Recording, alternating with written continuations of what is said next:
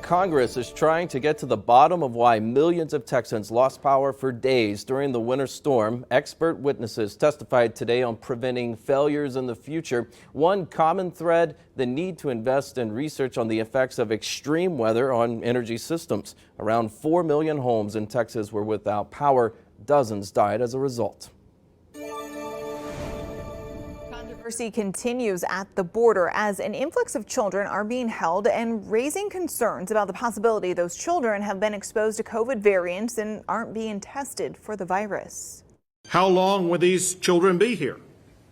What countries have they come from and what COVID variants have they been exposed to? Are they being tested for COVID? And if so, how is the administration handling those who test positive? The Biden administration creating temporary shelters, including one in Dallas, to process thousands of unaccompanied teens. FEMA will be responsible for food, medical care, and security at those temporary facilities. This, as Homeland Security Secretary estimates the largest surge of undocumented migrants in 20 years. The House today voting on 2 immigration bills that could lay out a path for U.S. citizenship for millions of those migrants. The bills are expected to pass in the House, but face a more uncertain future in the evenly divided Senate. These are our co-workers, friends, families, and hardworking, law-abiding members of our communities. One bill would provide a path to citizenship for 2 million Dreamers, immigrants who came to the U.S. as children illegally but have lived here for years. The second bill would provide citizenship to 1 million farm workers. Florida Governor Ron DeSantis had some stern words on the controversial critical race theory that's being used in some U.S. classrooms. Let me be clear, there's no room in our classrooms for things like critical race theory. Teaching kids to hate their country and to hate each other is not worth 1 red cent of taxpayer money. Proponents liken it to diversity training and say it examines how racism continues to influence many aspects of life. But critics say it twists a lot of historical facts and can teach children to form opinions about people based on ethnicity and skin color. DeSantis instead proposes offering a $3,000 bonus to Florida teachers who get credentialed in civics. Millions more from COVID relief funding, he said, would go into training teachers and principals in civics education. Russia removing its ambassador from the U.S. and tonight threatening more action over President Biden's comments. So you know Vladimir Putin, you think he's a killer? I do.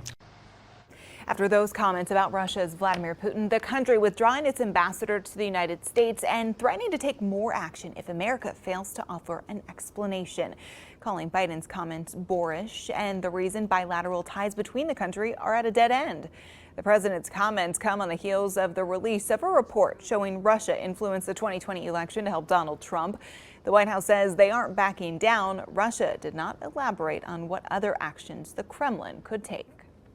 President Biden's national security team is meeting with Chinese officials for the first time today. Experts say trade issues are unlikely to take center stage. Instead, Biden's team will likely focus on China's recent crackdown on Hong Kong, as well as human rights abuses in the mainland. Beijing hopes the meeting helps roll back U.S. trade tariffs. The Secretary of State has already laid out some of his concerns.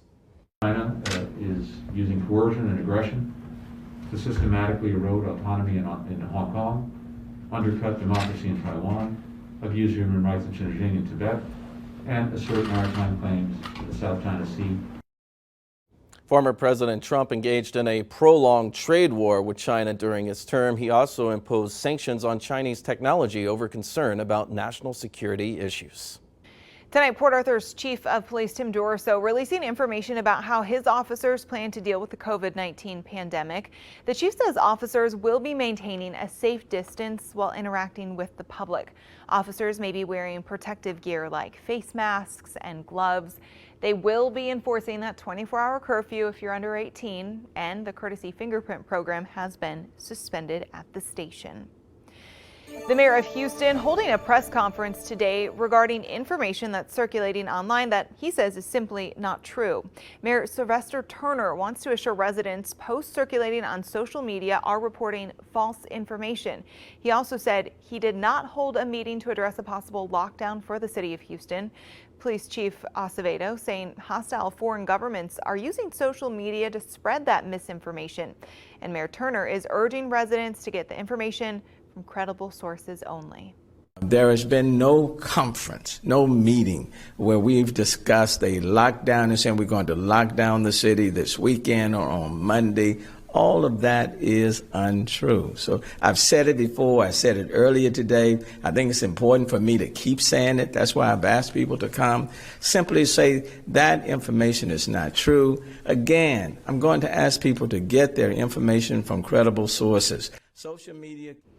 America continuing to battle against coronavirus, and help is on the way. In terms of money, at least, $1 trillion economic relief plan is coming up with a $100 billion paid sick leave law that just was passed. Before that, Congress passed an emergency response bill. $2.2 billion will be given to the CDC on top of their annual $7 billion budget.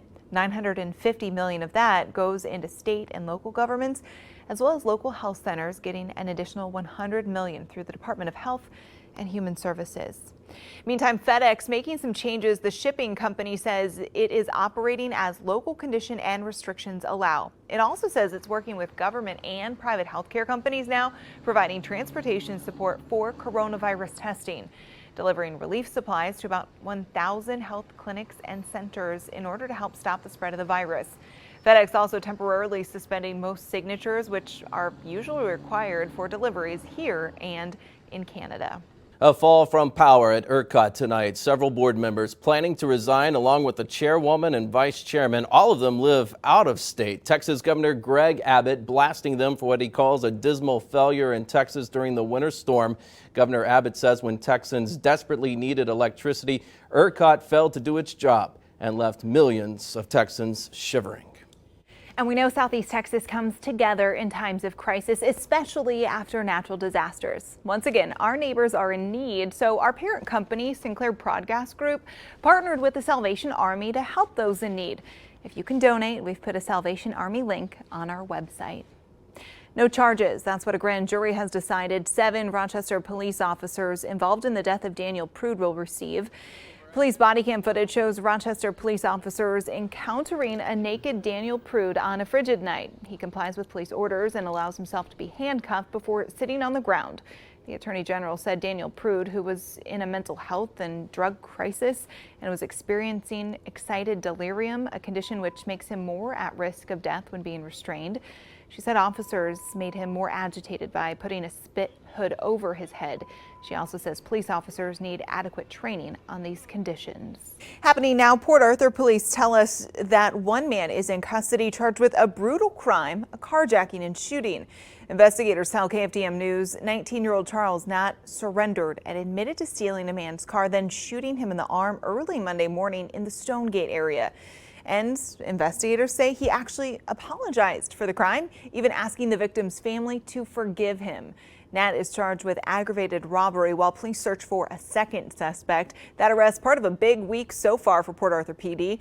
This week, police, along with the U.S. Marshals Service, have taken a total of 10 into custody, with 20 left still to find. Tips from the community helped lead to those arrests, we're told, which included a suspect in the Econo shooting that happened 2 weeks ago. It's kudos to our investigators who have worked very, very hard to get, especially from the Econo Lodge and the Chevy Chase incident. So we're extremely happy that we were able to get these people off the street. In the next 30 days, Port Arthur police tell us they will pull its crime stats to determine if crime has increased in the city so far this year. Apparently has an issue, what he considers a sex addiction, and sees these locations as something that allows him to go to these places. 2 days after a 21-year-old man opened fire at an Atlanta area massage parlors, killing 8, including 6 Asian women, a group of Georgia lawmakers gathered at the state capitol to address racism against Asian Americans. Some of the victims lived in those spas. Hypersexualization of Asian American women is part of the racism toward Asian Americans. And to say that sexual addiction is an excuse or a reason to go on a mass killing rampage is ridiculous. Friends of the suspect say he had been treated for sexual addiction, as you heard the chief allude to, and visited massage parlors for sexual activity. Atlanta police late this afternoon said nothing is off the table. That includes the possibility of hate crime. The suspect's arraignment for the massage parlor murders has been postponed. 21-year-old Robert Aaron Long's attorney requested the delay but didn't give a reason. Long is charged with 8 counts of murder and 1 count of aggravated assault in that shooting rampage. 6 of the 8 victims were Asian American women.